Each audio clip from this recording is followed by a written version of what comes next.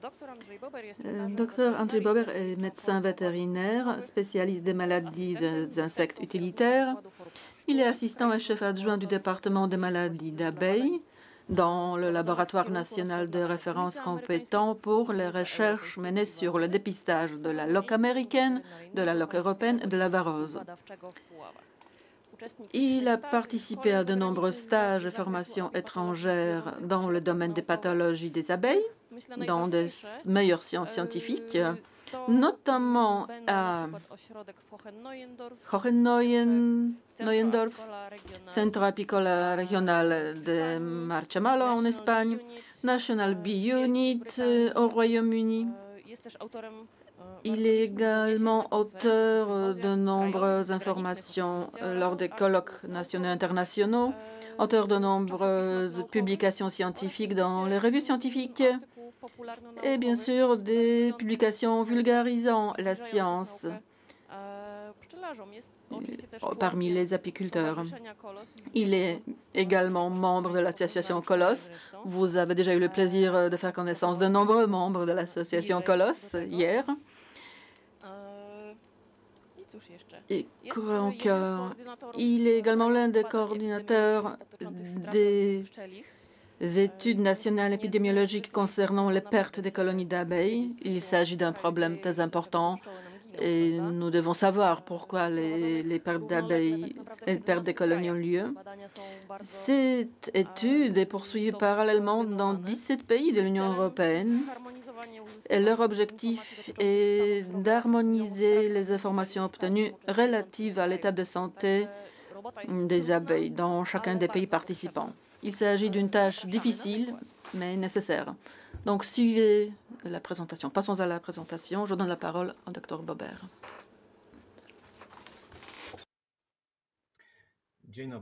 Bonjour, bonjour à tous.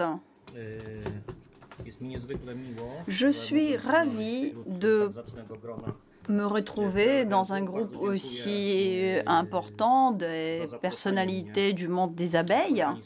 Je remercie aux organisateurs de m'avoir invité. Et moi, aujourd'hui, je souhaiterais vous parler de la commercialisation des abeilles. La commercialisation des abeilles est réalisée très souvent, mais nous ne pouvons pas oublier dans ce contexte qu'il est réglementé par les règlements légaux et il doit obéir à certaines règles pour que cette commercialisation ne menace pas la prolifération des différentes maladies. Donc, chers collègues, je pense qu'aujourd'hui, nous pouvons constater que le monde devient de plus en plus petit.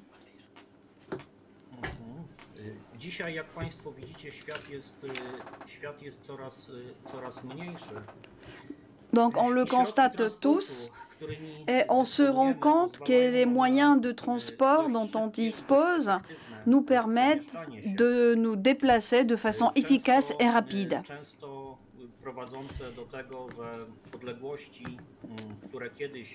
Et donc, très souvent, les distances qui auparavant étaient problématiques, aujourd'hui ne le sont plus. Toutes les voies de transport engendrent des risques. Parce que oui, le transport est quelque chose de très utile et aujourd'hui nous vivons dans un monde où il est indispensable puisque grâce à ce transport nous avons accès à de différents produits. Malheureusement, avec ce transport, avec la transportation des choses, des marchandises, il y a des risques. Il faut que nous soyons conscients que tout transport, tout colis contient la marchandise, oui. Une marchandise souvent contrôlée, vérifiée du point de vue de la légalité de ce transport et de cette marchandise, de ce produit, mais À l'intérieur de ces colis, en particulier lorsqu'il s'agit de la transportation des plantes ou des matières biologiques, on peut envoyer des choses qui, volontairement ou involontairement, se sont trouvées à l'intérieur de ce colis qu'on a commandé. Et donc, étant conscient de ces phénomènes, de ces accidents,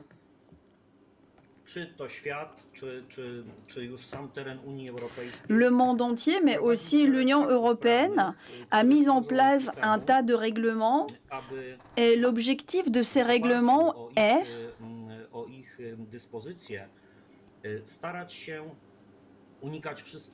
d'éviter tous les dangers liés au risque liés à la commercialisation des abeilles.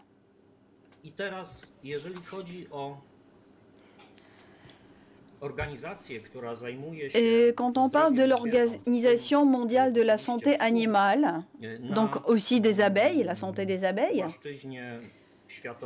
au niveau national, c'est l'Organisation mondiale de la santé animale.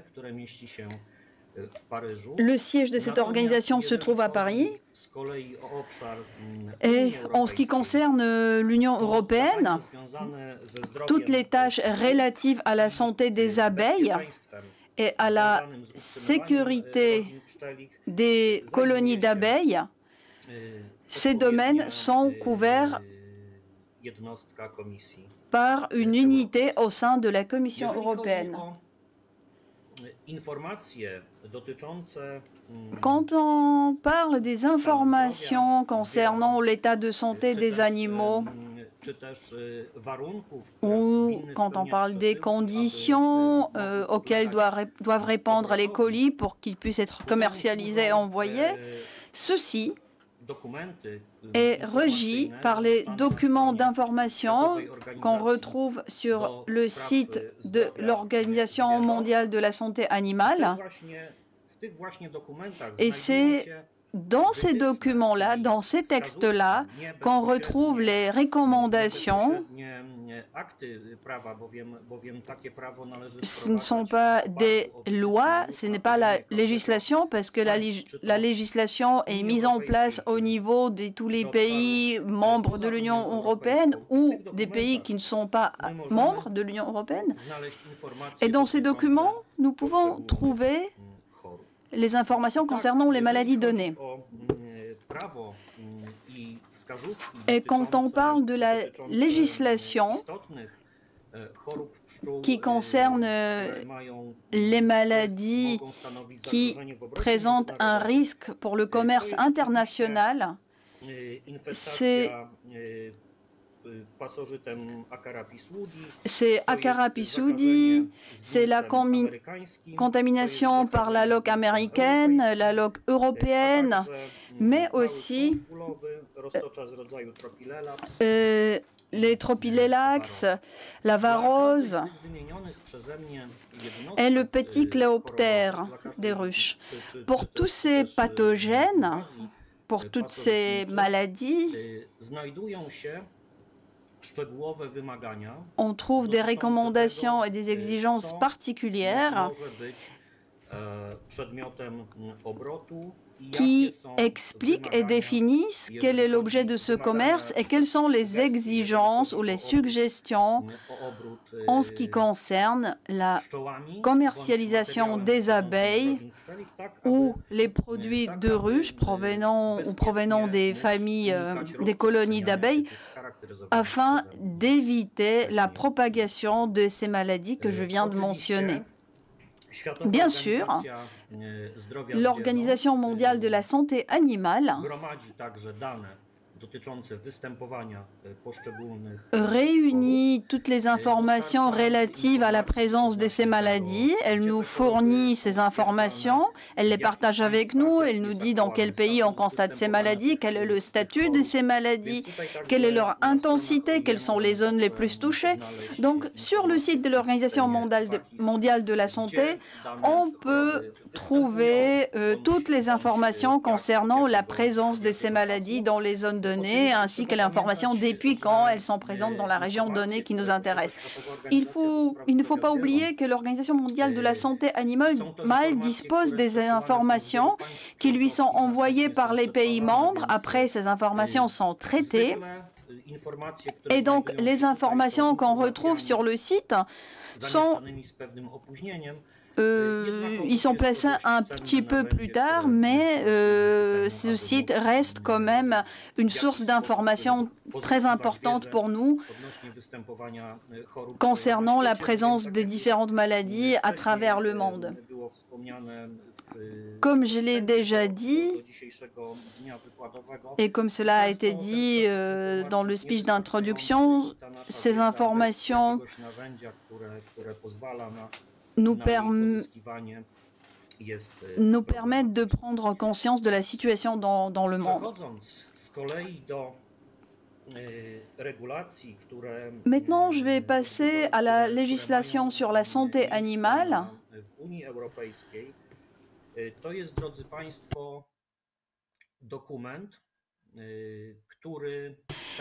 Donc, il s'agit d'un document, d'un acte qui parle de toutes les maladies concernant toutes les espèces animales. C'est un document qu'on appelle la législation sur la santé animale. Ce document, comme je l'ai déjà dit, concerne tous les animaux d'élevage et aussi les abeilles. Ce document n'est pas un règlement nouveau, puisque ce document a été publié en 2016, mais puisque c'est un document très large, très important, avec beaucoup d'informations, beaucoup de recommandations, beaucoup de nouvelles obligations, des différentes parties de ce document rentraient en vigueur étape par étape. La totalité de cette législation est en vigueur depuis l'année 2021, donc l'année courante, à compter du 21 avril plus précisément. C'est un document de base qui actuellement régit et parle de toutes les questions liées à l'élevage et à tous les processus liés à l'élevage des animaux au sein de l'Union européenne. Ce qui est intéressant et ce qu'il faut mentionner, c'est qu'en 2016, quand ce document a été publié, malheureusement, aucune des maladies qui touchaient les abeilles ne se trouvait pas dans sa version initiale. Cela a suscité une certaine crainte. Pourquoi cela n'a pas été fait? Mais heureusement, la Commission européenne a très vite compris que les abeilles étaient des animaux essentiels pour l'homme et que, comme ces animaux, il faut qu'on retrouve leurs problématiques dans ce document légal. Et déjà en 2018, un autre document a été publié, un autre règlement, qui élargissait le document initial sur la santé des animaux, la santé animale. Et en 2018, on a constaté que du point de vue de la commercialisation des abeilles au sein de l'Union européenne ou à l'échelle des pays ou avec les pays tiers, il est nécessaire de contrôler la présence des parasites tels que varroa destructeurs, le cléoptère des ruches et autres, et aussi qu'il faut prêter une grande attention à la possibilité de transmission de la loque américaine des abeilles. La même année, on a publié aussi un autre règlement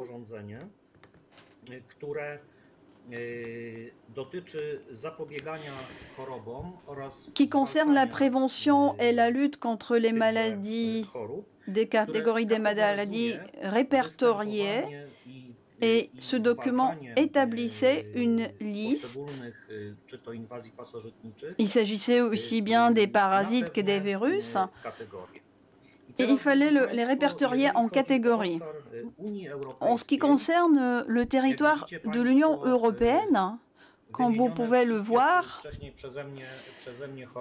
toutes les maladies que j'ai mentionnées auparavant ont été classifiées en catégories D et B, et le varroa était classifié en catégorie C.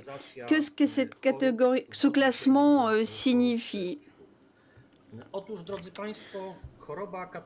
Une maladie de catégorie C est une maladie qui, bien sûr, est répertoriée et qui concerne certains États membres et à l'égard desquels des mesures s'imposent en vue d'empêcher la propagation à des parties de l'Union qui en sont officiellement indemnes ou qui disposent d'un programme d'éradication de la maladie donnée. L'autre catégorie qui inclut toutes les maladies que j'ai mentionnées, c'est la catégorie D. Donc, il s'agit d'une maladie répertoriée à l'égard de laquelle des mesures s'imposent en vue d'en empêcher la propagation en cas d'entrée dans l'Union ou de mouvement entre les États membres. Et une autre catégorie, la dernière, maladie des catégories E. Donc, il s'agit d'une maladie répertoriée à l'égard de laquelle une surveillance est nécessaire au sein de l'Union européenne. Donc, comme je l'ai mentionné tout à l'heure, le varroa, le petit coléoptère des ruches, la loque américaine, ce sont toutes des maladies qui sont dans la cible de la législation européenne. Donc, quelle est la suite? Oui, bien sûr, je suis conscient que la législation dont je vous parle ne sont pas super intéressants, mais sans ces règlements, il est impossible de parler de cette question. Moi, j'essaye de faire de sorte à ce que ma présentation, si après vous le souhaitez, cette présentation veut vous montrer les sources des informations et essaye de présenter certains phénomènes, mais je pense qu'il n'est pas nécessaire d'analyser toute cette législation, tous ces règlements. Moi, je me suis permis de sélectionner ce que je trouve le plus intéressant pour que, après, par la suite, si vous êtes intéressé, vous puissiez retrouver ces informations. Donc, le règlement suivant de l'année 2019, c'est le règlement qui concerne les conditions de déplacement des abeilles mellifères dans d'autres pays membres. On parle de la commercialisation au sein de l'Union européenne entre les pays membres de cette union.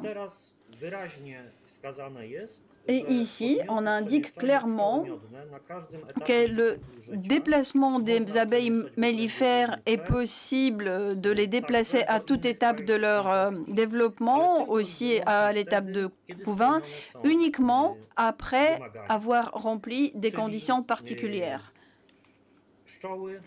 Donc, les abeilles, les familles des abeilles n'ont pas de symptômes de la loque américaine. On ne constate pas la présence de petits coléoptères des ruches et d'autres parasites d'une autre espèce. La suite de ce document nous parle des zones. Si les animaux viennent de la zone donnée, il faut que dans cette zone, on ne constate pas la présence des maladies que je viens de mentionner. En ce qui concerne La commercialisation des colis qui contiennent des abeilles provenant des pays tiers. Dans ce cas, nous avons affaire à des informations et à toute une liste des exigences qu'il faut remplir. En ce qui concerne la commercialisation entre l'Union européenne et les pays tiers, donc l'élément clé, c'est le document du mois de janvier de 2002. C'est le règlement que vous pouvez voir sur la diapositive. Et ce règlement définit très précisément, dans ses articles 63 jusqu'à l'article 72, décrit tous les éléments qui doivent être remplis pour pouvoir faire venir les abeilles des pays tiers dans l'Union européenne.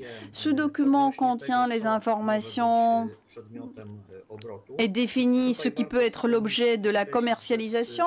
Et ici, il est intéressant de souligner que tout ce que nous pouvons importer légalement des pays tiers dans l'Union européenne, ce sont les reines avec les abeilles qui les accompagnent et leur nombre ne peut pas dépasser 20. Ce document indique clairement comment ces animaux doivent être emballés pour être envoyés,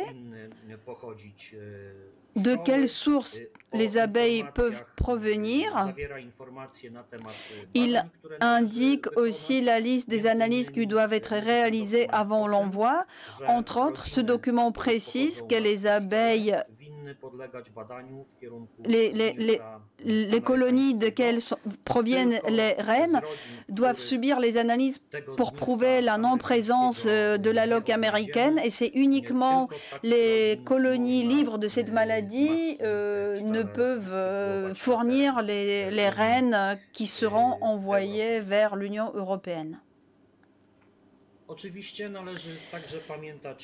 Il ne faut pas oublier, bien sûr, que, à part les reines, les documents dont je vous parle, ces documents, si vous êtes intéressés, ces documents concernent aussi la commercialisation des bourdons. Donc moi, dans ma présentation, j'ai décidé de me concentrer uniquement sur la commercialisation des abeilles. Oui, il ne faut pas oublier que si on est intéressé par la législation en vigueur, il faut être conscient que ces documents sont mis à jour sans cesse.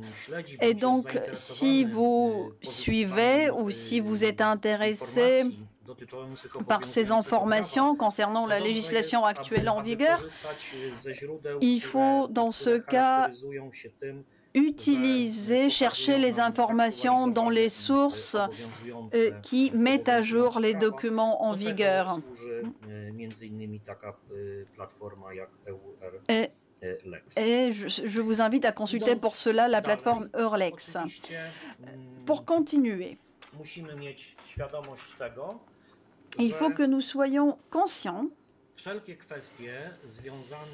que toutes les questions liées au transport et à la commercialisation des abeilles requièrent d'être conformes aux exigences que j'ai mentionnées, et donc toutes ces opérations sont réalisées par les services vétérinaires ou les inspections sanitaires qui sont en charge des abeilles dans le pays membre donné. Et pour toute commercialisation, aussi bien entre les pays membres qu'avec les pays tiers, il y a la nécessité d'avoir des certificats de santé des animaux. Tout dépend de l'espèce qu'on transporte et de l'objectif pour lequel on le fait. Il ne faut pas oublier que on ne peut importer au sein de l'Union européenne uniquement la marchandise, les produits ou, pour notre cas, donc les abeilles, les reines, uniquement originaires des pays qui se trouvent dans le registre qui est annexé à la réglementation mentionnée. Donc, comme j'ai essayé de vous l'expliquer très brièvement, la législation qui est en vigueur pour la commercialisation des abeilles, cette législation, selon moi, est suffisante. Et je pense que cette législation fait ses preuves, et elle fonctionne bien, mais il ne faut pas oublier que le transport des reines, le transport illégal peut avoir lieu puisque,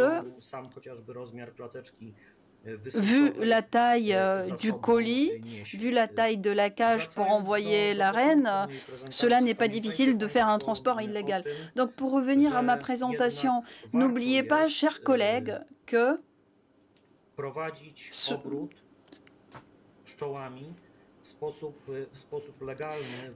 la commercialisation légale, conforme à la législation en vigueur, est très importante, puisque cela nous rend la vie plus facile et permet d'éviter de propager des maladies, même inintentionnellement, des maladies qui, dans le futur, peuvent causer un très grand danger. Donc, n'oublions pas que la majorité des règlements que je vous ai mentionnés, ce sont des règlements assez récents. Donc, ces documents nécessitent un grand travail de la part des services vétérinaires pour que ces services puissent mettre en place, implanter ces recommandations. Moi, personnellement, je pense que la législation qui est en vigueur actuellement est suffisante.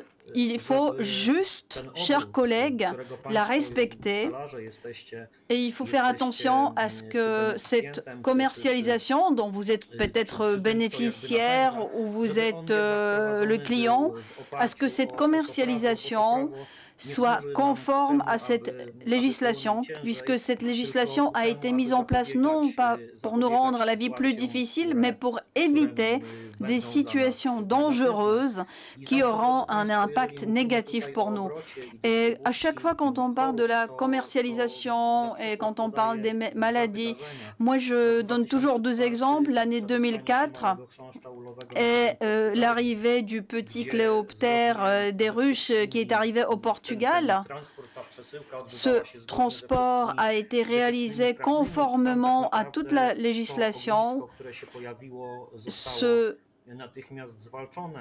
Ce parasite est arrivé et la source a été tout de suite détruite, mais il était trop tard. Et deuxième exemple, c'est l'invasion du petit coléoptère en Italie, dans la région de Calabre.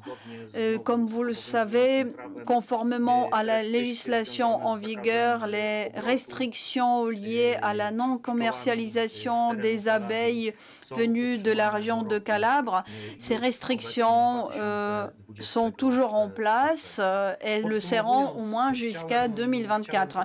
Juste pour résumer, une dernière phrase, citation de Henry Ford. Se réunir est un début, rester ensemble est un progrès et travailler ensemble est la réussite.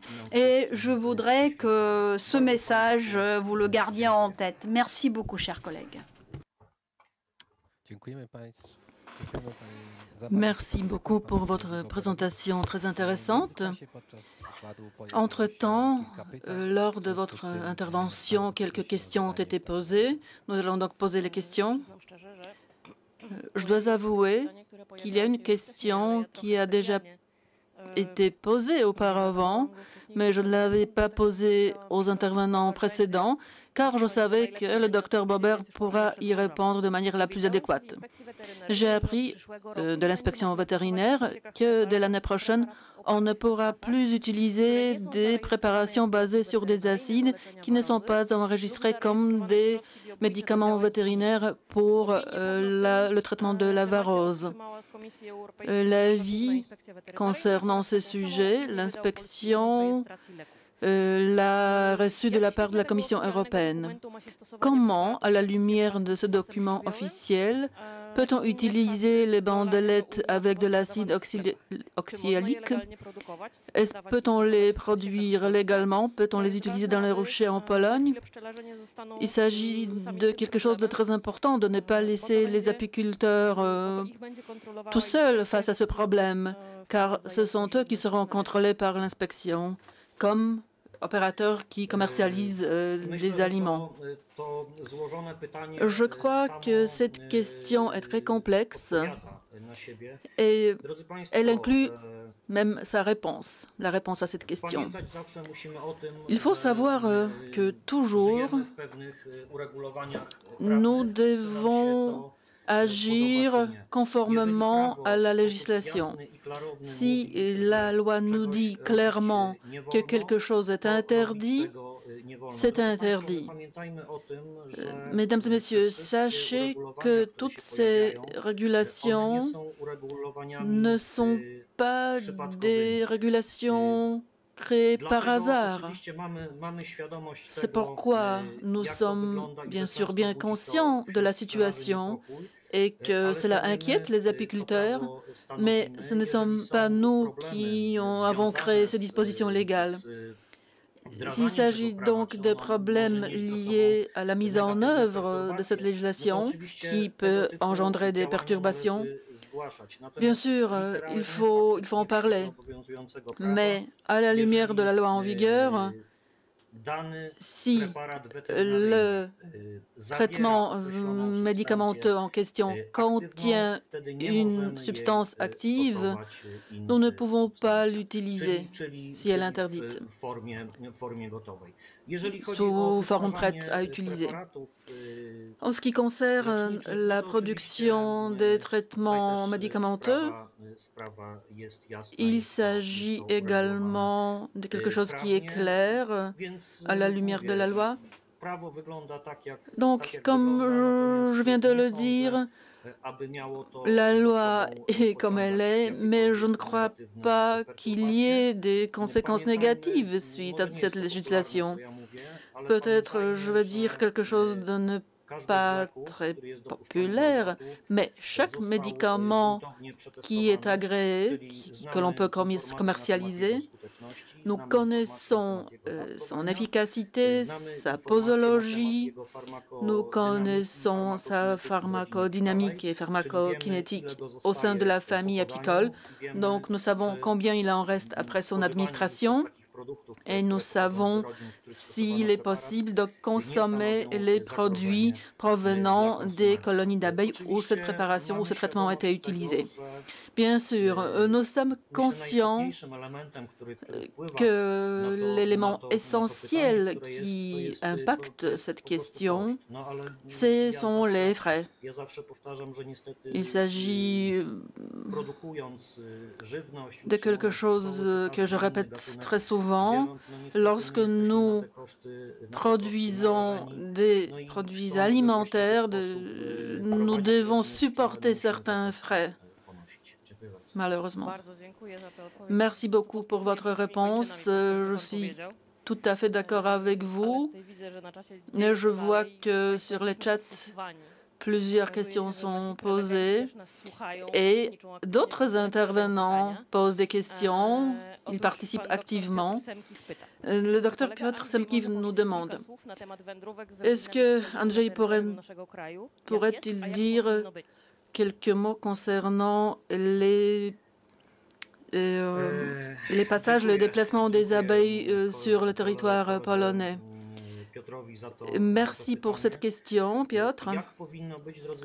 Comment devrait-on réaliser ces déplacements? On le sait tous parfaitement. Il devrait y avoir un système, je trouve, basé sur les certificats zoosanitaires. Cependant, il y a toujours un problème. Ce problème consiste à ce que tout déplacement doit être notifié et exigerait des examens, des analyses de ces colonies qui sont déplacées, des tests de laboratoire, par exemple, qui sont liés à des coûts, à des frais que vous, apiculteurs, souhaitez bien sûr éviter. Je trouve qu'il s'agit d'un élément essentiel dans le contexte de ce que l'on observe, c'est-à-dire cette distribution ou de cette propagation de la loque américaine au moment des déplacements. Mais comme vous avez mentionné, Dr Gajda, tout au début, que les apiculteurs polonais constituent une force importante. Donc, toutes les initiatives que vous allez adresser au ministère de l'Agriculture ne peuvent pas être ignorées. Peut-être cela exigera-t-il du temps, mais en tout cas, il s'agit de quelque chose d'une importance assez élevée. Sachons que sur le fondement de ce document, c'est-à-dire la loi sur la santé animale, notre loi relative à la santé animale va bientôt être amendée. Je n'ai pas encore accès aux documents de travail, mais je crois qu'il y aura des lignes directrices concernant ces transports, ces déplacements. En tout cas, si vous avez des craintes, vous pouvez toujours demander auprès des services vétérinaires, car les services vétérinaires sont subordonnés au ministère de l'Agriculture, car on peut toujours avoir des actions, réaliser des actions en commun. Encore une question controversée, je l'aime beaucoup. Pourquoi pratiquement dans tous les domaines de l'agriculture peut-on utiliser des antibiotiques et pas au sein de l'apiculture? Mesdames et messieurs, chers amis, il s'agira peut-être d'une opinion controversée, mais moi, j'explique toujours cet aspect de la même manière. Donc, je le répète. Mesdames et messieurs, ce qui est essentiel, c'est que vous êtes producteurs de la nourriture, des produits alimentaires. Concernant les antibiotiques, nous n'avons pas la valeur de MRL, c'est-à-dire la valeur des résidus maximum. Donc, nous ne savons pas exactement combien de la substance donnée, si l'on parle d'antibiotiques ou sulfonamide, quelle quantité de cette substance peut être administrée pour obtenir l'effet visé. Je fais abstraction de l'aspect lié aux résidus et à la consommation de ces résidus par les humains, mais parlons également de cet aspect que je vais présenter. Administrer des doses moins importantes des antibiotiques mène toujours à une résistance des bactéries. Donc, il y a encore une dizaine d'années, nous n'avions pas entendu parler des septicémies, et cela est causé justement par le fait que des personnes consomment des antibiotiques à une posologie trop peu élevée, ce qui, par conséquent, rend les bactéries résistantes aux maladies. Et ensuite, ces antibiotiques ne sont plus efficaces dans des cas de maladies et des infections se propagent très rapidement. Administrer des antibiotiques ou des sulfonamides à des colonies d'abeilles, selon moi, n'a pas de sens, car toute personne qui connaît un peu la biologie des pathogènes est au courant du fait que, par exemple, la loque américaine est un pathogène qui produit des spores. Ces spores ne perdent pas leur caractère infectieux pendant plusieurs années. Donc, même si nous utilisions des substances de ce type dans des colonies d'abeilles, sans désinfecter, sans avoir des activités d'hygiène, cela n'aurait aucun sens. Car si l'agent pathogène est présent au sein d'une colonie d'abeilles et il n'est pas sensible aux substances que nous utilisons, tout ce que nous faisons, ce n'est que masquer les symptômes.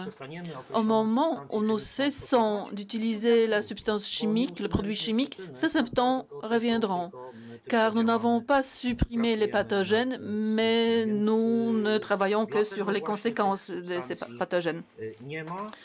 C'est pourquoi il n'y a pas de substance efficace. En avons-nous besoin? Je ne crois pas. Nous voulons toujours faire vite, ne pas perdre de temps, mais comme je l'ai déjà dit en parlant des médicaments, malheureusement, au fil des années, la manière de maintenir les colonies d'abeilles évolue et malheureusement, cela nous coûte de plus en plus de temps, mais il n'y a pas d'autre voie, il n'y a pas d'autre méthode. Bravo, bravo. Je suis d'accord à 100%. Et je crois que nous avons encore le temps de poser une autre question. Andrzej, que pensez-vous de la liberté de déplacement des abeilles sous formes diverses au sein de l'Union européenne? Nous avons appris, d'après même des études de Colosse, que l'abeille est la mieux adaptée à son propre environnement. Donc, une abeille espagnole ou portugaise devrait être importée en Pologne si nous souhaitons avoir des abeilles résistantes. Et c'est ce que souhaitent les apiculteurs, d'avoir des abeilles résistantes. Est-ce qu'on veut tout avoir? Une question très intéressante, très pertinente. Mesdames et messieurs, nous devons savoir que personne ne peut rien nous interdire. Bien sûr, si nous souhaitons déplacer toutes les colonies d'abeilles ou les reines sur le territoire de l'Union européenne, nous pouvons bien sûr le faire à condition de se conformer aux exigences que je viens de vous présenter. Cependant, c'est une question très bien posée, car de nombreuses personnes ne se rendent pas compte du fait que, hormis le potentiel génétique de l'organisme spécifique, l'environnement où il évolue est également important. Sachons que la loi ne concerne que certaines maladies spécifiques. Il faut savoir qu'en transportant des abeilles, sans le vouloir, nous transportons d'autres pathogènes, des virus par exemple, qui peuvent être des pathogènes exotiques, étrangers à nos abeilles. Donc, nous pouvons transmettre des maladies qui ne sont pas même concernées par la loi.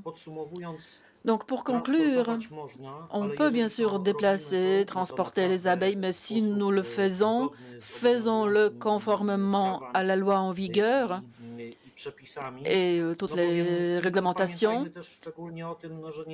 Et sachons que quelque chose qui fait ses preuves dans l'un des pays ne fera pas forcément ses preuves chez nous. Merci beaucoup de votre présentation très intéressante et de vos réponses. Et merci pour toutes les questions qui ont été posées. Il y a une multitude de questions. Il s'agit d'un sujet qui nous touche tous. Mais comme le temps imparti s'achève, nous devons passer au point suivant de notre programme.